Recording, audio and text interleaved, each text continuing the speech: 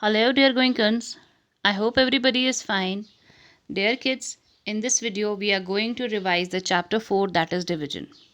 As all of you know, that division is one of the four basic mathematical operations, and it can be defined as the splitting of a large group into equal smaller groups. Now, there are certain terms associated with division. Here you can see when 12 is divided by 3 here, we got 4. 12 is called dividend, 3 is the divisor, 4 is the quotient, and 0 is the remainder. The number which is to be divided is the dividend. The number by which we divide is the divisor. The number we get here is called quotient, and the number that is left after division is the remainder.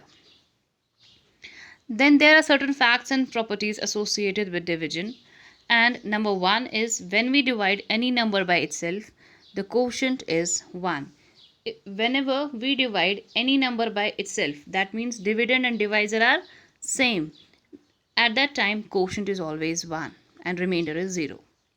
Next is when the number is divided by 1, the quotient is the number itself. If we divide any number by 1, we get the same number as quotient, whatever we has as dividend. That means dividing by 1 does not affect the number, as we have in case of multiplication, that multiplying any number by 1 gives the same number back. Likewise here, dividing any number by 1 gives the same number back as the quotient. Next is when we divide 0 by any number, it gives quotient 0. No matter what the divisor is, if dividend is 0, the quotient is also 0. And one more thing worth mentioning here is that we cannot divide any number by 0.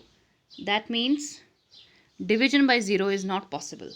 Say if I say 4 by 0, this is wrong. This is impossible. Divisor cannot be 0. It is undefined. It is impossible.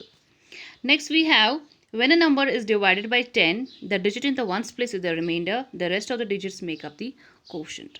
Here you can observe we have been given a number 89. If we divide it by 10, we need not to divide it. We can directly say that the last digit is the remainder.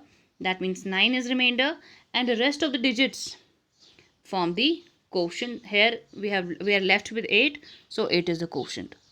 Likewise for 100, the last two digits form the remainder and the other digits form the quotient. Here we can observe if we have 689, or say for example we have some 5-digit number and we have to divide it by 100, the last two digits form the remainder, the others are quotient.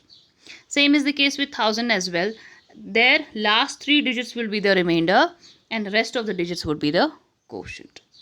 Next we have a formula to verify the division.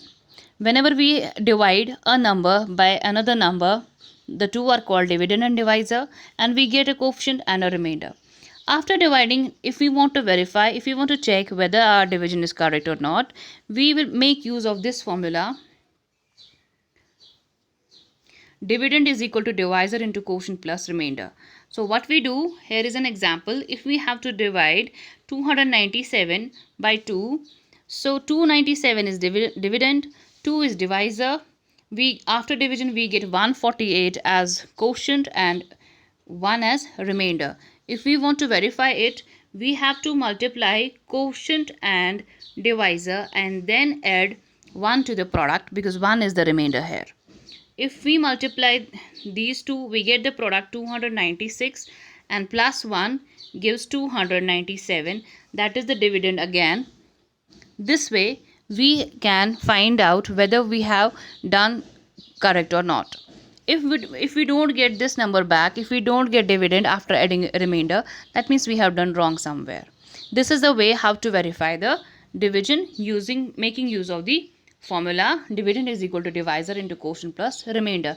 That means we need to multiply divisor and quotient and then add remainder to it. After adding the remainder, we should get the same number back, what is dividend. Then only our division is correct. Next is one more division here. Here the situation has arisen where 1 was not enough to be divided. Then what we did, we brought one more digit here, 5, and whenever such situation arises and we bring down two digits in a single step, then we introduce 0 in the quotient before dividing further. Here you can observe, when we have divided here up to 2, it was okay, but when we brought 1 down, it was not enough. 1 is smaller than 2 and division was not possible. So what we did, we brought down 5 as well, and we are left with 15 now. But before dividing 15 by 2, we put a 0 in the quotient so that we can move ahead. Next we have estimating the quotient, and all of you are well familiar with the estimation. Whenever we have to estimate the result, be it sum, be it product, be it difference, be it quotient, what we do, we first round off the numbers and then operate them. Here you can observe in the example, 73 is to be divided by 22. We have rounded off 73 to 70 and 22 to 20, and then we have divided 70 by 20, or we have cancelled 0 and 0 in the numerator as well as in the denominator, and then we have divided 7 by 2. This is always possible. Whenever I have 0 in both numerator and denominator, I can cancel equal number of zeros so that my division becomes simpler. So instead of dividing 70 by 20, I divide 7 by 2 and I get quotient 3 and remainder 1, and this 3 is the estimated quotient. This was the summary of the chapter division. This was all from this video. Thank you very much, dear kids. Allah Hafiz.